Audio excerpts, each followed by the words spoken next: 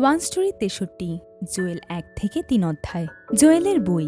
তোমরা তোমাদের হৃদয় ছেড়ো, পোশাক নয়, তোমাদের ঈশ্বর সদাপ্রভুর দিকে ফিরে এসো। এখন আমরা জোয়েলের বইতে আসি। জোয়েলের বই অন্যান্য ভাববাদীদের বইয়ের মতো নয়। এখানে লেখক বা সেই সময়ের রাজা কিংবা দক্ষিণ জিহুদা বা উত্তর ইসরায়েলের পটভূমি সম্পর্কে কোনো তথ্য দেওয়া হয়নি। তাই সঠিকভাবে জানা যায় না তখন কার রাজত্ব চলছিল বা কি ঘটছিল। তবে ওয়ান স্টোরির ধারাবাহিকতায় দেখলে এই বইটিও ভাববাদীদের মূল দুই স্তম্ভ তিরস্কার ও পুনরুদ্ধারের বাইরে নয়। এখন আসুন আমরা জোয়েলকে দেখি।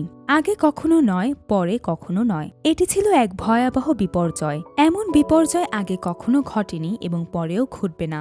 বাইবেলে লেখা আছে, সুখ কেটে যাহা রাখিয়া গিয়াছে তাহা পঙ্গপালে খাইয়াছে, পঙ্গপালে যাহা রাখিয়া গিয়াছে তাহা পতঙ্গে খাইয়াছে, পতঙ্গে যাহা রাখিয়া গিয়াছে তাহা ঘুরঘুরিয়াতে খাইয়াছে। জোয়েল ১ অধ্যায় ৪ পদ। এই বিপর্যয় ৪ বার পুনরাবৃত্ত হওয়া মানে এটি ছিল সম্পূর্ণ ও ভয়ঙ্কর ধ্বংস। বাইবেল এটিকে একদল ফড়িংয়ের আক্রমণ হিসেবে দেখিয়েছে। তবে আমার দেশের বিরুদ্ধে এক জাতি উঠিয়া আসিয়াছে, সে বলবান ও অসংখ্য, তাহার দন্তরাজি সিংহ দন্তের ন্যায়, তাহার কষের দন্ত সিংহের কষের দন্তের ন্যায়। জোয়েল ১ অধ্যায় ৬ পদ।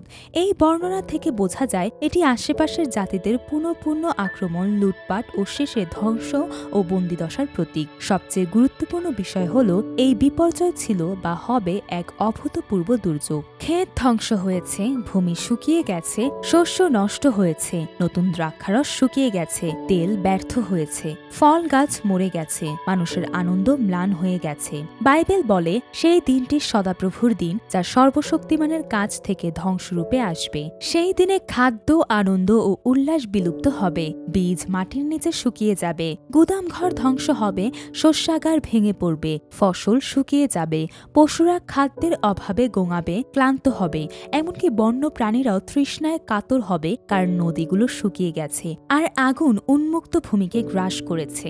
এমন দিন আসবে, হতাশার দিন। শুধু চাষাবাদ বা খাদ্য জলের অভাব নয়, বরং এমন দিন যখন হাড় শুকিয়ে যাবে, রক্ত উল্টো দিকে প্রবাহিত হবে। বাইবেল বলে সেই সদাপ্রভুর দিন নিকটে। এটি হবে অন্ধকার ও ঘন মেঘের দিন, যেমন প্রভাত পর্বতশ্রেণী জুড়ে ছড়িয়ে পড়ে। সদাপ্রভু তার সেনাবাহিনীর সম্মুখে গর্জন করেন, তার সৈন্যবাহিনী অসংখ্য, আর যারা তার আদেশ পালন করে তারা পরাক্রমশালী। সদাপ্রভুর দিন মহান ও ভয়ঙ্কর, কে তাহা সহ্য করতে পারবে? যীশু খ্রিস্টের দ্বিতীয় আগমন সেই অভূতপূর্ব দিনটি নিয়ে আসবে। ঈশ্বরের সন্তানদের জন্য মুক্তির দিন, আর যারা ঈশ্বরের নয় তাদের জন্য ধ্বংসের দিন। তাই লেখা আছে, সূর্য অন্ধকারে পরিণত হবে এবং চাঁদ রক্তে রূপান্তরিত হবে, সদাপ্রভুর মহান ও ভয়ঙ্কর দিন আসার আগে। আর যে কেউ সদাপ্রভুর নামে আহ্বান করবে সে উদ্ধার পাবে, কারণ সিয়ন পর্বতেও জেরুসালেমে মুক্তি থাকবে, যেমন সদাপ্রভু বলেছেন তাদের মধ্যে যাদের তিনি আহ্বান করবেন।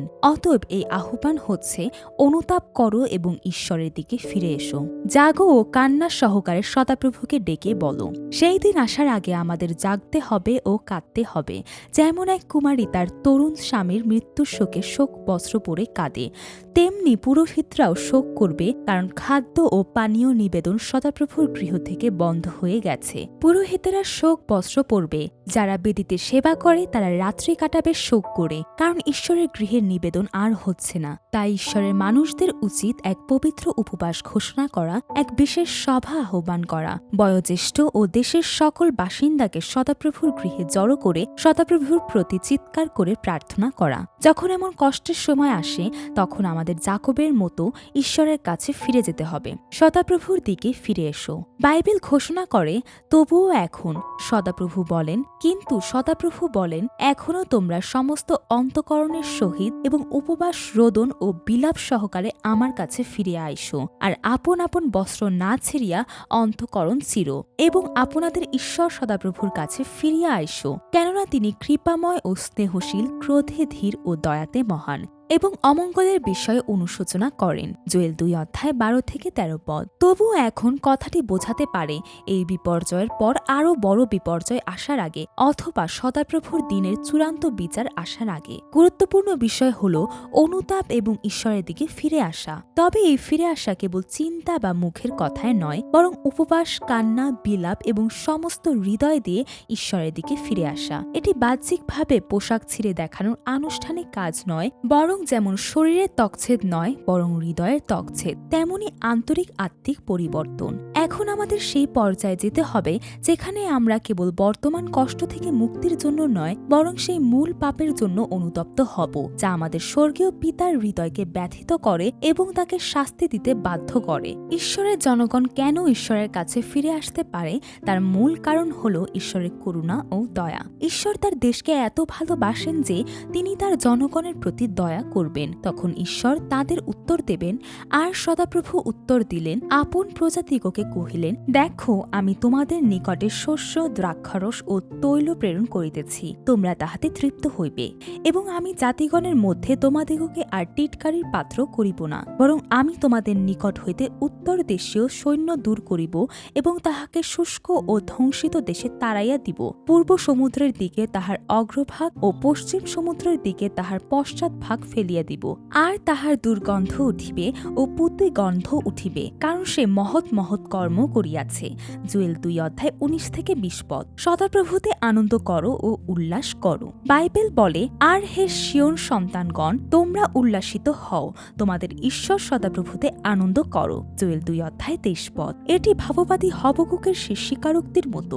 যদিও ডুমুর গাছে কুড়ি ধরবে না এবং আঙুর লতায় কোনো আঙুর ধরবে না, যদিও জলপাই গাছ ফলহীন হবে এবং খেতে খাবারের জন্য শস্য ধরবে না, যদিও মেষের খোয়ারে কোনো মেষ থাকবে না এবং গোয়াল ঘরে গবাদি পশুরা থাকবে না, তবু আমি সদাপ্রভুতে আনন্দ করব, আমার ঈশ্বর উদ্ধারকর্তায় উল্লাসিত হব। সার্বভৌম সদাপ্রভুই আমার শক্তি। তিনি আমার পা হরিণের পায়ের মতো করেন। তিনি আমাকে উচ্চ স্থানে চলতে ক্ষমতা দেন। হবকুক 3:17-19 পদ। যখন আমরা কষ্টের কারণে ঈশ্বরের দিকে ফিরে আসি, কাঁদি, অনুতপ্ত হই, তখন ঈশ্বরের সঙ্গে চলার আনন্দ আমরা পাই। সেই আনন্দই আমাদের সত্যিকারের আনন্দ এবং তখন আমাদের আর অন্য কিছু প্রার্থনা করার প্রয়োজন হয় না। সংযমিত অনুগ্রহ।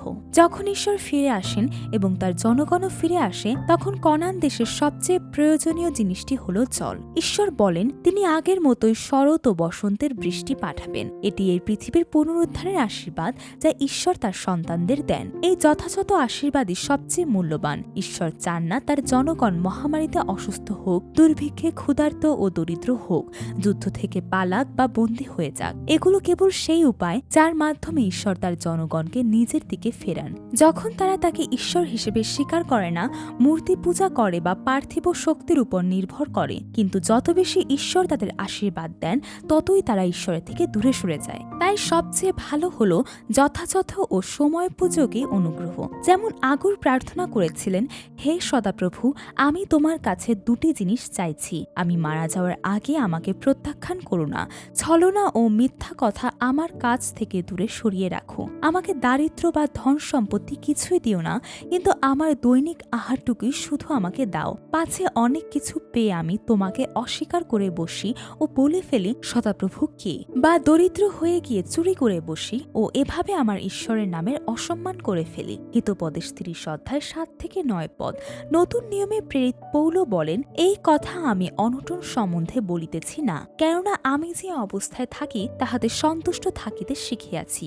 আমি অবনত হইতে জানি, উপজয় ভোগ করিতেও জানি। প্রত্যেক বিষয়ে ও সর্ববিষয়ে আমি তৃপ্ত কি ক্ষুদিত হইতে এবং উপজয় কি অনটন ভোগ করিতে দীক্ষিত হইয়াছি। যিনি আমাকে শক্তি দেন তাহাতে আমি সকলই করিতে পারি। ফিলিপিও 4:11-13 পদ। আমাদের মনে রাখতে হবে এই পৃথিবী কেবল সাময়িক। এখানে আমরা ঈশ্বরের রাজ্যের আংশিক ও অসম্পূর্ণ স্বাদ পাই, যেন সত্য রাজ্যে পৌঁছাতে পারি। তাই এটি আমাদের চূড়ান্ত গন্তব্য নয়। সত্যিকারের প্রশংসা তখনই হয় যখন মানুষ ঈশ্বরের সঙ্গে চলতে চলতে তার নামকে মহিমান্বিত করে, পৃথিবীর জিনিস দিয়ে নয়। আমি তোমাদের ঈশ্বর হব। সমগ্র বাইবেলের মধ্য দিয়ে যে চুক্তিটি প্রবাহিত হয়েছে তা হল, আমি তোমাদের ঈশ্বর আর তোমরা আমার প্রজা। অবশেষে এই চুক্তির সারমর্ম হল, আমি তোমাদের ঈশ্বর আর তোমরা আমার প্রজা। এটি আমাদের যোগ্যতার কারণে নয়, আমাদের কোনো অবদানের কারণেও নয়। এটি এমন এক অসাধ্য ঐক্য যা কেবল ঈশ্বরের অনুগ্রহ ও ভালোবাসার মাধ্যমে সম্ভব হয়েছে, আমাদের কোনো সৎকর্ম, ইচ্ছা বা সাধনার ফল নয়। সলোমন এই ঐক্যের সৌন্দর্য প্রকাশ করেছিলেন এভাবে, আমার প্রিয় আমার আর আমি তার, আমি আমার প্রিয়জনের আর আমার প্রিয়জন আমার। যিশু একই সত্য ঘোষণা করেছিলেন, আমাতে থাকো আর আমি তোমাদের মধ্যে থাকি। শাখা যেমন আপনা হইতে ফল ধরিতে পারে না, দ্রাক্ষালতায় না থাকিলে পারে না, তদ্রূপ আমাদের না থাকিলে তোমরাও পারো না। আমি দ্রাক্ষালতা, তোমরা শাখা। যে আমাতে থাকে এবং যাহাতে আমি থাকি, সেই ব্যক্তি প্রচুর ফলে ফলবান হয়, কেননা আমা ভিন্ন তোমরা কিছুই করিতে পারো না। যোহন 15:4-5 পদ। এটি সেই অলৌকিক অনুগ্রহ যার মাধ্যমে এক পাপী মানুষও পবিত্র ঈশ্বরের সঙ্গে এক হয়ে যায়, যা মানব পক্ষে অসম্ভব, কিন্তু ঈশ্বরের প্রেমে সম্ভব। আমি আমার আত্মা সমস্ত মানুষের উপর ঢেলে দেব। বাইবেল ঘোষণা করে, আর তাহার পরে এইরূপ ঘটিবে, আমি মর্তমাত্রের উপরে আমার আত্মা সেচন করিব, তাহাতে তোমাদের পুত্র কন্যাগণ ভাববাণী বলিবে, তোমাদের প্রাচীনেরা স্বপ্ন দেখিবে, তোমাদের যুবকেরা দর্শন পাইবে, আর তৎকালে আমি দাস দাসীদেরও উপরে আমার আত্মা সেচন করিব। জোয়েল 2:28-29 পদ। ঈশ্বর প্রতিশ্রুতি দিয়েছিলেন যে তিনি তার আত্মা পরে ঢেলে দেবেন, যখন ঈশ্বরের সার্বভৌম কাজের মাধ্যমে মানুষ ও ঈশ্বরের ঐক্য সম্পূর্ণ হবে। যিশু বলেছিলেন, তোমরা যদি আমাকে প্রেম করো তবে আমার আজ্ঞা সকল পালন করিবে, আর আমি পিতার নিকটে নিবেদন করিব, এবং তিনি আর এক সহায় তোমাদিগকে দিবেন, যেন তিনি চিরকাল তোমাদের সঙ্গে থাকেন। তিনি সত্যের আত্মা, জগৎ তাহাকে গ্রহণ করিতে পারে না, কেননা সে তাহাকে দেখে না, তাহাকে জানেও না। তোমরা তাহাকে জানো, কারণ তিনি তোমাদের নিকটে অবস্থিতি করেন ও তোমাদের অন্তরে থাকিবেন। যোহন 14:15-17 পদ। আরও বলেছিলেন, তথাপি আমি তোমাদিগকে সত্য বলিতেছি, আমার যাওয়া তোমাদের পক্ষে ভালো, কারণ আমি না গেলে সেই সহায় তোমাদের নিকটে আসিবেন না, কিন্তু আমি যদি যাই তবে তোমাদের নিকটে তাহাকে পাঠাইয়া দিব। আর তিনি আসিয়া পাপের সম্বন্ধে, ধার্মিকতার সম্বন্ধে ও বিচারের সম্বন্ধে জগৎকে দোষী করিবেন। যোহন 16:7-8 পদ। এইভাবে যিশু সেই ঈশ্বরের আত্মার কাজের বিষয়ে বলেছিলেন, যা নবী জোয়েল ভবিষ্যৎবাণী করেছিলেন। অবশেষে যখন যীশু খ্রিস্টের মাধ্যমে ঈশ্বর ও পাপীর মধ্যে সম্পর্ক ক্রুশে সম্পূর্ণ হল, তখন পবিত্র আত্মা পঞ্চাশোত্তমের দিনে উপরের ঘরে নেমে এলেন। বাইবেল বলে, পরে পঞ্চাশোত্তমের দিন উপস্থিত হইলে তাহারা সকলে এক স্থানে সমবেত ছিলেন, আর হঠাৎ আকাশ হইতে প্রচণ্ড বায়ুর বেগে শব্দবৎ একটা শব্দ আসিল, এবং যে গৃহে তাহারা বসিয়াছিলেন সেই গৃহে সর্বত্র ব্যাপ্ত হইল, আর অংশ অংশ হইয়া পড়িতেছে এমন অনেক অগ্নিপদ জিহ্বা তাহাদের দৃষ্টিগোচর হইল, এবং তাহাদের প্রত্যেক জনের উপরে বসিল। তাহাতে তাহারা সকলে পবিত্র আত্মায় পরিপূর্ণ হইলেন, এবং আত্মা তাহাদিগকে যেরূপ বক্তৃতা দান করিলেন, তদনুসারে অন্য অন্য ভাষায় কথা কইতে লাগিলেন। প্রেরিত 2:1-4 পদ।